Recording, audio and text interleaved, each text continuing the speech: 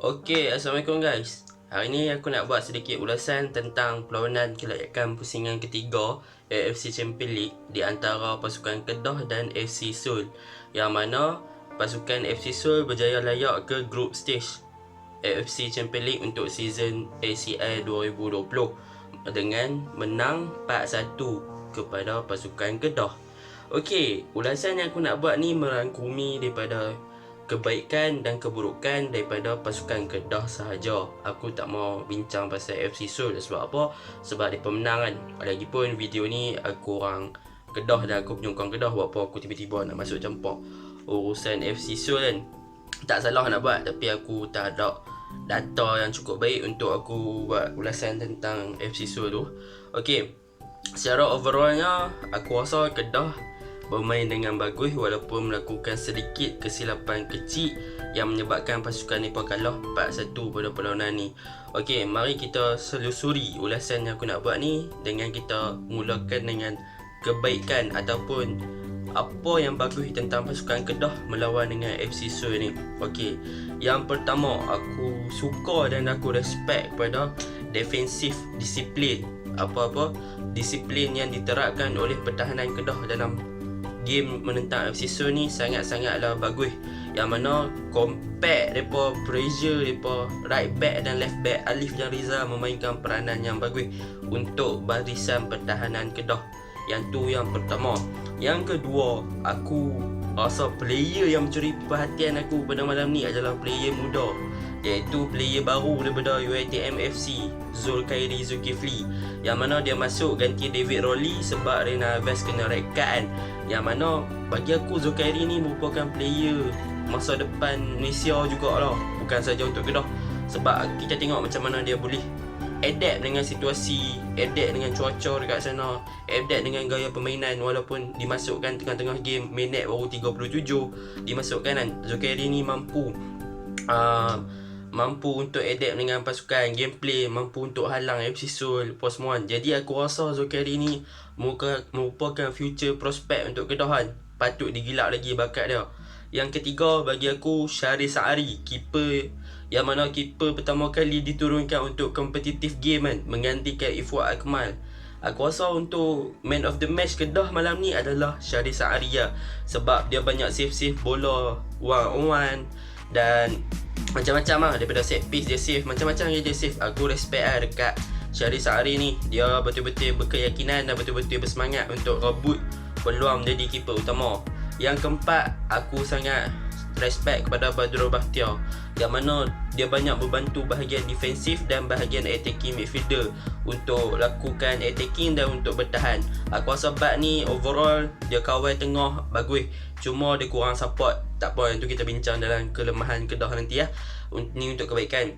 Dan untuk paling baik, untuk aku rasa game ni memang pujian harus kita bagi lah. Memang perlu kita bagi dekat player-player Kedah yang bermain di defensive line, iaitu bahagian pertahanan dan keeper, yang mana bagi aku memang first half dan second half player-player di defensive line ni memang agak padu lah, agak hebat lah. Memang tak boleh nak dinafikan lah. Memang FC Seoul pada mulanya nak lepaskan gol tu agak susah lah. Sebab nak dapat bola, nak tembusi back Kedah kan, memang susah. Itu sahaja untuk kebaikan pasukan Kedah lawan FC Seoul, yang mana kebaikan ni hanya tertumpu kepada bahagian pertahanan dan penjaga gol. Okey, untuk bahagian keburukan ataupun kelemahan Kedah yang perlu Kedah baiki untuk masa akan datang untuk hadapi saingan Liga Super, Piala Malaysia dan Piala FA dan sebagainya.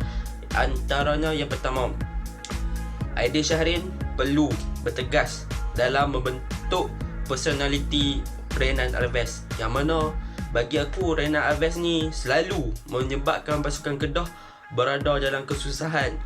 Tak kira sebelum ni pun dia kena red card, tak boleh main final dan sebagainya. Ni tiba-tiba game lawan dengan FC Seoul kot, hang buat kesilapan bodoh, yang mana hang kata ada orang tolak belakang hang, Amin Nazari tolak belakang hang, dah hang lompat dua tangan naik ke atas. Apa function orang tolak hang tangan hang dua naik atas? Yang tu respon yang paling tak boleh aku percaya. Bak kata komentator stupid reaction kan, unnecessary pun, tak perlu pun nak respon macam tu. Tak pasal-pasal tim hang kehilangan seorang defend yang berpengaruh.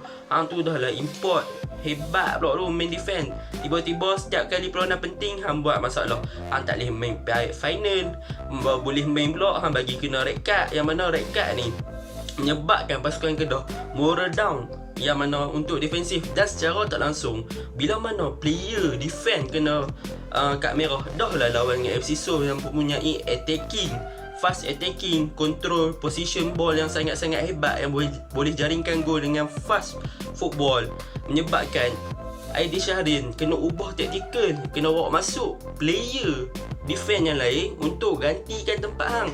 Inilah kelemahan Kedah yang pertama, yang mana Renan Alves ni sering kali menjatuhkan moral down ataupun menjatuhkan semangat pasukan Kedah untuk bersaing. Jadi untuk benda ni aku rasa Coach Aidil perlu ambil berat terhadap penjagaan Renan Alves dalam tim, bagaimana dia nak support moral tim tu dan supaya dia tak melakukan kesilapan bodoh lagi lepas ni.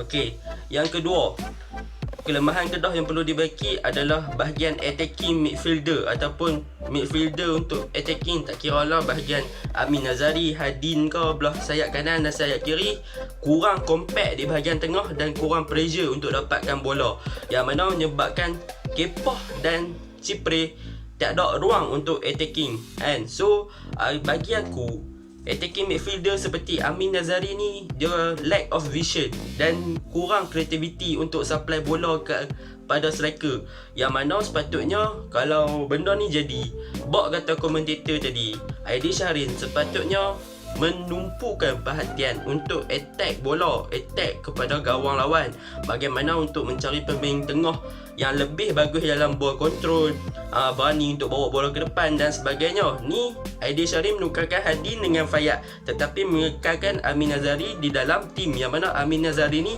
tak bagi function sangat pun dalam game ni. Aku rasa tu yang menyebabkan attacking midfielder Kedah ataupun bahagian serangan Kedah kurang untuk attack FC Seoul pada perlawanan malam ni. Tak sama macam lawan Taipo FC sebelum ni. Ni aku nak tekankan supaya Coach Aidil lepas ni boleh perbetulkan ataupun cari formation yang mana boleh menyebabkan pasukan Kedah seimbang di antara striker, di antara menyerang dan di antara bertahan. Yang mana bagi aku Kedah adalah tim yang sangat hebat di waktu bertahan dan sangat laju untuk attacking. Tapi sayang depa benda tu akan jadi untuk pasukan-pasukan yang kurang experience, kurang pengalaman dalam perlawanan-perlawanan besar. Tapi ni hal lawan FC Seoul, pasukan-pasukan yang mempunyai player yang berstamina, player-player world class. Main macam tu, susah nak buh gol, susah nak lepas defend. Even nak bawa bola sampai half pasukan FC Seoul pun susah. Tu yang kedua. Dan yang ketiga adalah Aidil, dia gagal nak kena pasti kelemahan dalam tim yang menyebabkan tactical error. Macam aku cakap tadi lah, dia gagal nak kena pasti Amin Nazari ni sebenarnya yang kurang memberansangkan, dia tukar orang lain. Tapi aku tak salahkan Aidil. Tahu sebab apa? Sebab yang pertama adalah Renan Alves kena red card. Jadi Aidil terpaksa ubah tactical formation mengikut benda yang dia dirancang. Dia tak boleh nak ikut benda yang dia rancang sebab Renan Alves dah kena red card. Takkan dia nak ubah tactical, nak ikut follow yang dia plan asal. Tak boleh lah sebab player kurang seorang. So hang kena ubah tactical secara mendadak. Tapi dalam pada masa yang sama hang dah kehilangan seorang player. So ini adalah kelemahan Kedah. Jadi semuanya faktor rumusan untuk kelemahan Kedah, mereka perlu baiki di bahagian attacking lah. Memang nampak sangat malam ni attacking tak function. Sorry to say Kedah hanya ada satu peluang keemasan, yang mana sebelum tu Renan Alves tak kena kad merah lagi. Kice Cepre yang mana dia buat lob shot kat keeper tu. Aku tak faham, sebagai seorang striker yang profesional, ruang tu dia nampak keeper duduk atas sikit. Tapi bagi aku, seorang striker yang profesional, dia takkan buat lob shot kat situ. Dia akan finish terus bola tu dengan shooting. Dia akan direct shoot saja sebab ruang kat situ sangat-sangat terbuka dan memang mempunyai ruang yang sangat luas. Wide gila ruang tu. Aku tahulah sebab dulu memang masalah striker untuk buat decision ni decision maker striker memang teruk. Kalau dia tak boleh nak decide sama ada dia nak shoot ataupun dia nak buat lock shot ataupun dia nak cari gol yang berskill, yang bersetai, tapi sepatutnya gol yang boleh dijaringkan dengan mudah sahaja. Jadi Chipre perlu kontrol dia punya kerakusan untuk cari gol yang bersetai di samping menjaringkan gol yang lebih mudah. Okey. Dan yang terakhir, untuk kelemahan Kedah, Kepoh dan Chipre merupakan striker yang kurang assistant ataupun jarang dapat bantuan daripada rakan-rakan daripada tengah. Tu sebab aku kata tadi, Amin Nazari ni dia tak kreatif, dia tak ada vision, dia tak boleh nak hold ball, dia tak boleh nak hold ball, dia tak boleh nak control game, dia tak boleh nak ball position, dia tak boleh nak cari vision, nak passing dan sebagainya. Yang aku nampak dalam game ni, Kedah struggle sangat nak main long ball, yang mana bila dapat bola dia clear kat atas. Jadi Kepoh dengan Chipre dua-dua ligan, yang mana tak nampak langsung strategi, tak nampak langsung taktikal yang memberansangkan, yang boleh menyebabkan pasukan lawan takut. Kan? Aku tengok macam pasukan lawan tengok, ni kau Kedah main full, hantar bola pergi depan, defend cut, hantar bola pergi depan, defend buang, hantar bola pergi depan, defend FC Seoul clear macam tu lah. Macam defend FC Seoul ni macam Allah gelak lah, macam bila nak main long ball macam tu 2 lawan 5 lawan 4 memang tak lepas lah, FC Seoul gelak lah. So bagi aku, Kepoh dengan Chipre perlukan bantuan ataupun assistant daripada player-player midfield yang mempunyai minda yang cerdas, vision, mata yang tepat untuk mencari ruang kepada mereka dua untuk finish the ball ataupun untuk jadi goal scorer. Sebab apa aku cakap? Sebab Kepoh dengan Chipre, they are type of the players yang tak boleh nak dribble. Tapi Chipre ada speed, Kepoh ada speed. Tapi two of these players, bukannya style mereka boleh dribble player dan sebagainya. Mereka hanyalah target man dan poacher. Aku rasa tu memang posisi Chipre dengan Kepoh. Bila mereka dua ni digabungkan dalam satu team, susah sikit mereka nak combine menjadi the greatest combination. Sebab dua poacher, dua target man dalam satu game susah. Sepatutnya dia perlukan backup striker, second striker dan center forward untuk jadikan team ni lagi cemerlang. Tapi aku harap benda ni dapat diatasi oleh Aidil Syahrin sebelum Liga Super bermula untuk lawan JDT lepas ni kan. Sebab apa? Sebab JDT punya tahap lah ni, bukan aku nak puji JDT, memang perlu puji pun. JDT punya tahap macam ni, Kedah punya tahap macam ni. Kira Liga Malaysia ni memang, kalau tak ada perubahan yang dibuat macam JDT, kelab-kelab lain mungkin akan duduk bawah selama-lamanya. Tak ada keberanian untuk ubah diri macam JDT ubahan. Yang aku nampak yang bakal ikut jejak JDT hanyalah Selangor dan Terengganu. Yang mana gameplay Terengganu, kalau hampa tengok, nanti aku buat rumusan lah untuk video Terengganu dan Selangor. Memang dua-dua ni ada improvement.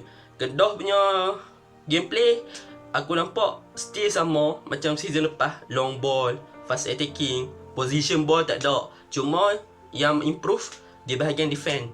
Memang aku tabik ya, Kedah bahagian defend memang improve. Dan aku lupa satu lagi, kelebihan dan kebaikan Kedah pada season ni, pada perlawanan ni adalah fitness.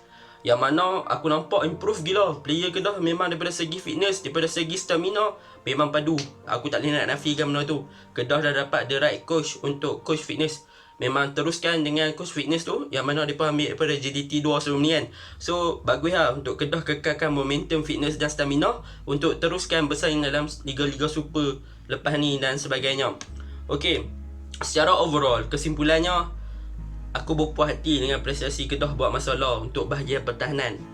Dan bahagian attacking midfielder, bahagian midfielder dan attacking, aku kurang berpuas hati lah. Aku harap Aidil Syahrin dapat mencari formula-formula yang dapat disudahkan dan dapat diterjemahkan menjadikan Kedah sebagai kelab yang digeruni seperti zaman Marlon Alex Jam, Nelson Samatin dan sebagainya. Aku harap zaman-zaman Cidi Edeh, zaman-zaman zaman-zaman tu lah, kira memang bagi padu lah kan. Tak pun jadi macam season lepas dah, Fernando Rodriguez boleh buat banyak gol kan.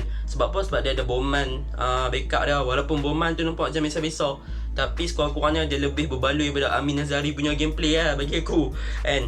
Okay, tu secara overall dan kesimpulannya, Kedah boleh belajar, boleh ambil benda ni sebagai pengajaran untuk mereka improve di masa depan. Mana tahu insya-Allah Kedah layak ke AFC 2021 and Kedah layak lagi pada season depan secara automatik, bukannya secara kelayakan lah.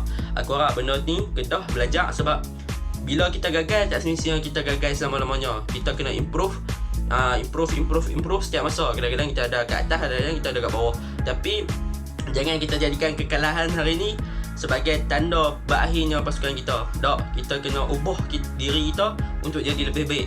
And good luck lah aku harap.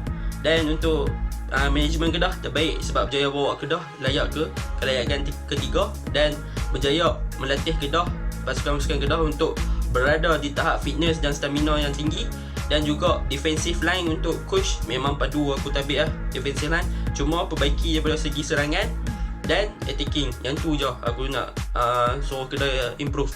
Yang lain semua overall alhamdulillah. Keeper bagus, Syahri Sa'ari boleh bagi saingan dekat Ifwat lepas ni.